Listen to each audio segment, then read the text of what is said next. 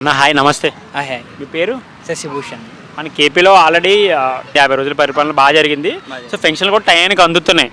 So YCP ప్రభుత్వం ఏంటంటే ఒక పక్క జగన్ గారు మాకు ప్రతిపక్ష హోదా కల్పించాలని చెప్పేసి డిమాండ్ చేస్తున్నారు, ఢిల్లీలో దీక్ష చేస్తున్నారు. సో ఎలా చూడొచ్చు అంటే కొన్ని రోజులకి ఇంత వ్యతిరేకత ఎందుకు అంటున్నారు, ఎందుకు వచ్చింది అంటారు? అది కరెక్ట్ కాదు.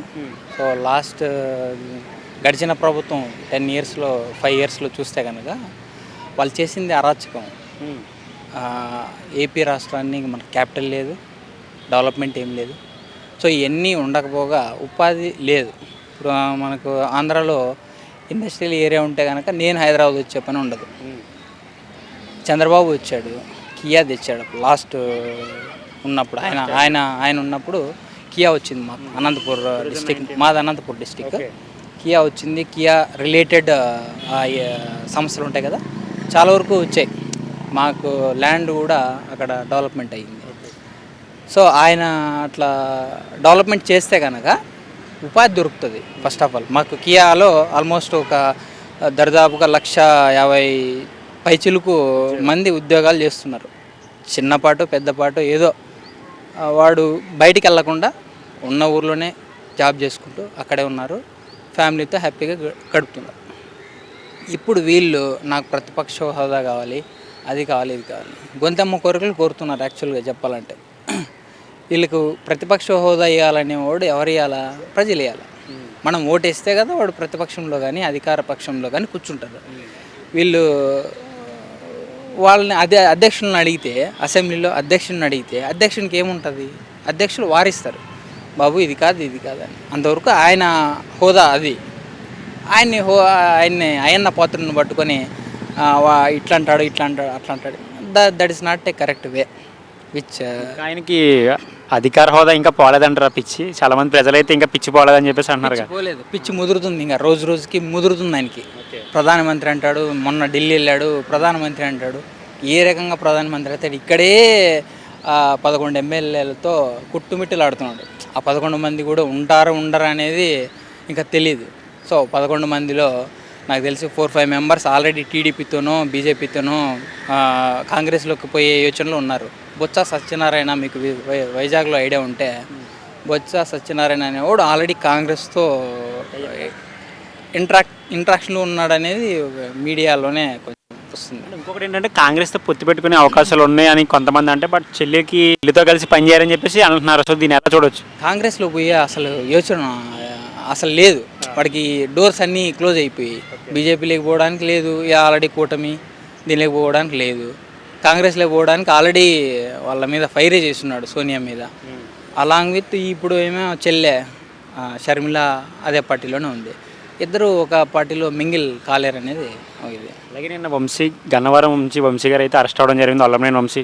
సో దీన్ని చాలామంది ఏంటంటే కుట్ర రాజకీయాలు అంటున్నారు. కానీ చాలామంది జరిగింది ఏంటంటే పార్టీ కార్యాలయం మీద దాడి చేయడం వల్లే తను 18గా ఉన్నారని చెప్పి అరెస్ట్ చేశారని చెప్తున్నారు. సో జగన్ గారు ఏమో దీని మీద ఇంకా ఖండించలేదు.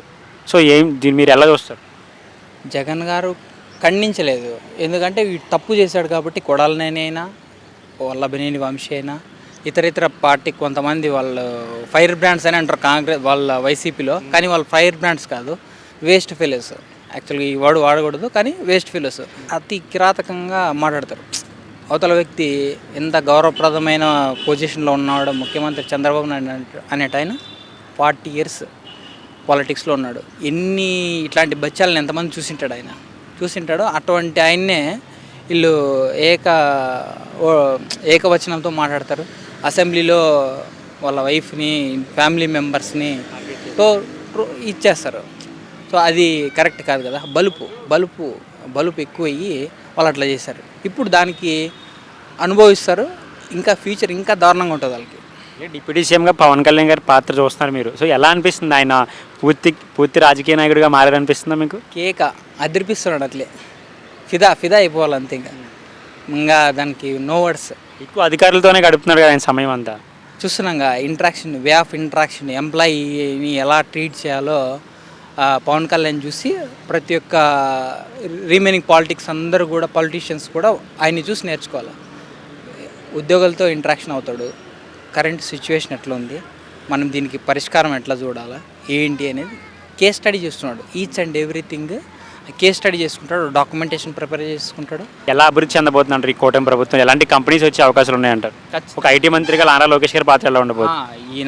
ఆయన ట్రాక్ రికార్డ్ ఉంది, మనం చెప్పాల్సిన అవసరం లేదు, హిస్టరీ చెప్తుంది.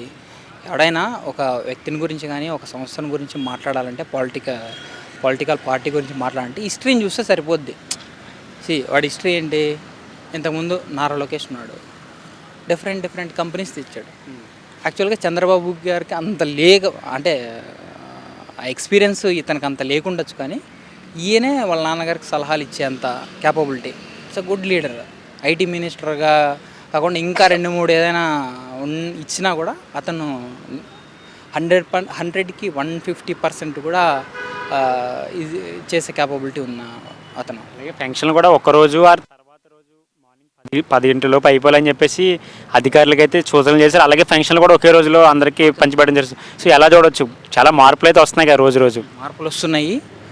ఫస్ట్ ఆఫ్ ఆల్ ఈ వాలంటరీ వ్యవస్థ అని అంటుండే ఇంతకుముందు. వాలంటరీ వ్యవస్థ ఏం చేస్తుంది అంటే, ఒక వాలంటీర్కి 50 హౌసెస్ ఆ ఊర్లో కానీ ఆ ఏరియాలో 50 హౌసెస్ అలకేట్ చేస్తుంటారు. అతను ఏం చేస్తాడు, ఓన్లీ మంత్లీ ఇది పెన్షన్ సప్లై చేస్తాడు. సో దాన్ని యాక్చువల్గా అంత హంగామా అవసరం లేదు.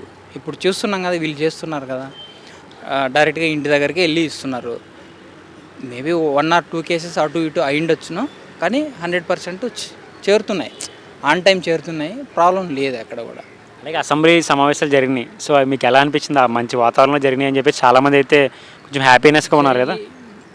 జరిగాయి, అసెంబ్లీ జరిగింది, కానీ పస లేదు. అసెంబ్లీలో పస లేదు. వీళ్ళు మాట్లాడుతున్నారు ఒకరినొకరు, అంటే నువ్వు గొప్ప నేను గొప్ప అలాగే ఉంది. కరెంట్ గ్రౌండ్ లెవెల్లో ఉన్న పరిస్థితి ఏంటి? మనం ఏ విధమైన సిచ్యువేషన్లో ఉన్నామో ఆంధ్రప్రదేశ్ అనేది ఎస్టాబ్లిష్ చేయట్లేదు సరిగా. ఎన్నప్పులు ఉన్నాయి. ప్రతి ఒక్క వ్యవస్థని నిర్వీర్యం చేస్తున్నాడు, సర్వనాశనం చేసి పెట్టినాడు. దాన్ని ఇప్పుడు మళ్ళీ సస్టైన్ చేయాలి. ప్రజెంట్ ఉన్న సిచ్యువేషన్లో సస్టైన్ చేస్తూ దాన్ని ముందరికి ఏ విధంగా తీసుకెళ్ళాలనేది ప్లాన్ చేస్తున్నారు.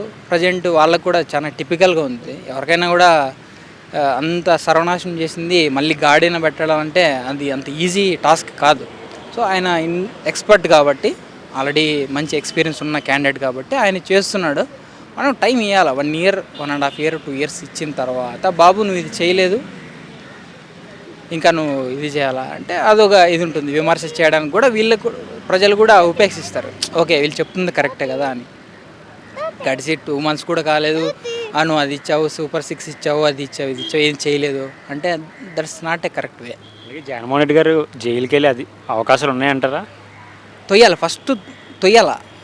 ఆయన వాళ్ళకేం ఎక్స్పీరియన్స్ ఉంది కదా, 16 months ఆల్రెడీ జైల్లో ఉన్నాడు. ఇదేం కొత్త కదా ఆయనకి. వెళ్తాడు. ఈసారి వెళ్తే ఒక 10 years బయటకు రాకూడదు. ఇట్లాంటి ఆర్థిక నేరస్తుడు బాబాయిని లేపేసినోడు.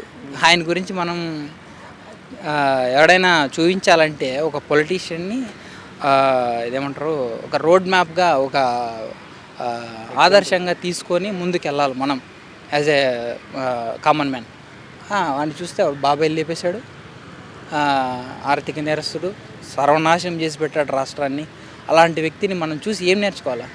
సో ఇప్పుడు ఉంది నారా లోకేష్ ఉంది, పవన్ కళ్యాణ్ ఉంది, చంద్రబాబు గారు ఉంది, ఇంకా డీప్గా వెళ్తే పెమ్మసాని చంద్రశేఖర్ అతను ఉన్నాడు, ఎంపీ. ఇట్లాంటి వ్యక్తులను చూసి మనం నేర్చుకోవచ్చు. అంటే వాళ్ళు వే ఆఫ్ ఇప్పుడు చేస్తున్న వాళ్ళు. మోహన్ రెడ్డి గారు కూడా ఆ కోవకు చెందిన వాళ్ళే కదా. ఆయన కూడా నాయుడు ఎక్సలెంట్, చించి ఆరేస్తాడు ఆ పార్లమెంట్లో. అతని స్పీచ్ నేను రెగ్యులర్గా వింటుంటాను. మంచి గుడ్ లీడర్ అతను. మంచి పొజిషనే ఉందనుకుంటున్నా ప్రజెంట్ కేంద్రంలో. విమానాశ్రయ దాని రిలేటెడ్ ఇచ్చినట్టున్నారు. Good capability person. ఈ 5 yearsలో అయితే ఏపీ చాలా డెవలప్మెంట్ అయితే చూస్తామని చెప్పేసి మీరు కోరుకుంటున్నారు. నేను ఎక్స్పెక్ట్ చేస్తున్నాను, చూడాలా. అయితే ప్రస్తుతానికి ఇప్పుడున్న సిచ్యువేషన్లో వాళ్ళకు కూడా పెద్ద రిస్కే. లో బడ్జెట్, అప్పులు, దానికి వడ్డీలు కట్టడానికి ఖజానా లేదంటున్నారు. చూడాలా. అయితే 100%గా బాబు గారి విజనరీతో ఆయన అనుకున్న ఎక్స్పీరియన్స్ యూజ్ చేసుకోగలిగితే ఖచ్చితంగా గాడిన పడే అవకాశం ఉన్నాయి ఎక్కువ. సో 1 ఇయర్ అయితే టైం కావాలి, వాళ్ళు కూడా ఇది కావాలి కదా. సో అది ఈ సామాన్యుడిగా మీరు కూటమికి ప్రభుత్వానికి ఇచ్చే ఒక సలహా అంటే మీరు ఏం చెప్తారు?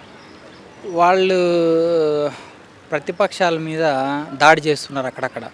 సో అది కొంచెం తగ్గించుకుంటాం, ఎందుకంటే లాస్ట్ టైం వాడు వైఎస్ఆర్సీపీ చేసిందే వీళ్ళు కూడా, అంటే కొన్ని చోట్ల తప్పు చేసినోడికి శిక్ష పడాలా, అది okay, I agree with that.